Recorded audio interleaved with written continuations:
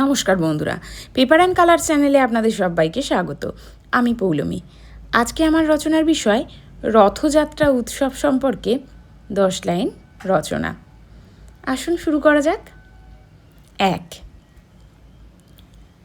হিন্দু ধর্মের অন্যতম প্রাচীন ও জনপ্রিয় ধর্মীয় উৎসব হল প্রভু জগন্নাথ দেব, বড় ভাই বলরাম ও বোন সুভদ্রা দেবীর রথে চেপে মাসির বাড়ি গুন্ডিচা মন্দির যাওয়া, যা রথযাত্রা উৎসব নামে পরিচিত। 2. প্রধান রথযাত্রা উৎসবটি ভারতের উড়িষ্যা রাজ্যের পুরী শহরে অত্যন্ত জাঁকজমকপূর্ণভাবে পালিত হয়। লক্ষ লক্ষ দর্শনার্থীর আগমন হয় পুরীতে এই উৎসবকে কেন্দ্র করে। 3. পুরীর রথযাত্রায় 3টি আলাদা কাষ্ঠনির্মিত রথ তৈরি হয়, যার মধ্যে প্রথম থাকে বলভদ্রের রথ তালধ্বজ, যার 14টি চাকা, রং হয় লাল ও সবুজ। এরপর থাকে দেবী সুভদ্রার রথ দর্পদলন, যার 12টি চাকা, রং লাল ও কালো। এবং সবশেষে থাকে প্রভু জগন্নাথ দেবের রথ নন্দীঘোষ, যার 16টি চাকা, রং লাল ও হলুদ। 4.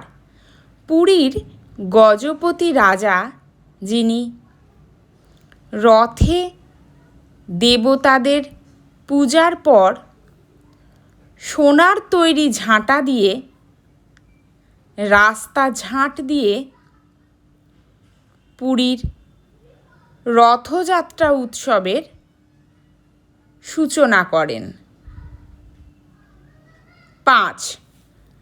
আষাঢ় মাসের শুক্লপক্ষের দ্বিতীয়া তিথিতে রথযাত্রা অনুষ্ঠিত হয়, যাকে সোজা রথ বলা হয়। এর ঠিক 7 দিন পর জগন্নাথ দেব তাঁর মাসির বাড়ি থেকে একইভাবে রথে চেপে নিজ মন্দিরে ফিরে আসেন, যা উল্টো রথ নামে পরিচিত। 6. কথিত আছে রথযাত্রার দিন জগন্নাথ দর্শন এবং রথের দড়ি ধরে টানা মহা পুণ্য কর্ম বলে ভক্তদের বিশ্বাস।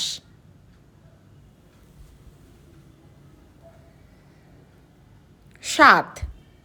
রথযাত্রা পুরী ছাড়াও পশ্চিমবঙ্গের বিভিন্ন স্থানে, যেমন মাহেশ, মায়াপুর, গুপ্তিপাড়া, রাজবলহাট ইত্যাদি স্থানে অত্যন্ত জনপ্রিয় ও ঐতিহ্যবাহী।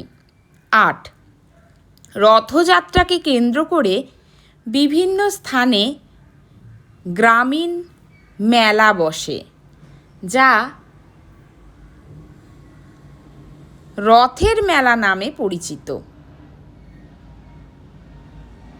এই মেলায় বিখ্যাত খাবার হলো পাঁপড় ভাজা ও জিলিপি। 9, ছোট ছেলেমেয়েরা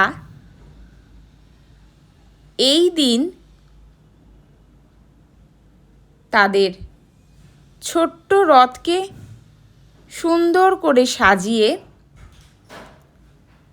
তাতে বিগ্রহ বসিয়ে কাঁসর ঘণ্টা বাজিয়ে পাড়ায় পাড়ায় রথ নিয়ে ঘুরে বেড়ায়। 10, রথযাত্রা মানুষের মধ্যে ভক্তি, সম্প্রীতি ও ঐক্যের বার্তা ছড়িয়ে দেয় এবং আমাদের সংস্কৃতি ও ঐতিহ্যকে বিশ্ববাসীর কাছে তুলে ধরে। ধন্যবাদ ভিডিওটি সম্পূর্ণ দেখার জন্য। এরকম আরও অন্য কোনো বিষয়ের উপর ভিডিও পেতে চাইলে অবশ্যই কমেন্ট করে জানাবেন। আর ভিডিওটি ভালো লেগে থাকলে লাইক, শেয়ার এবং সাবস্ক্রাইব করতে ভুলবেন না। ভালো থাকবেন।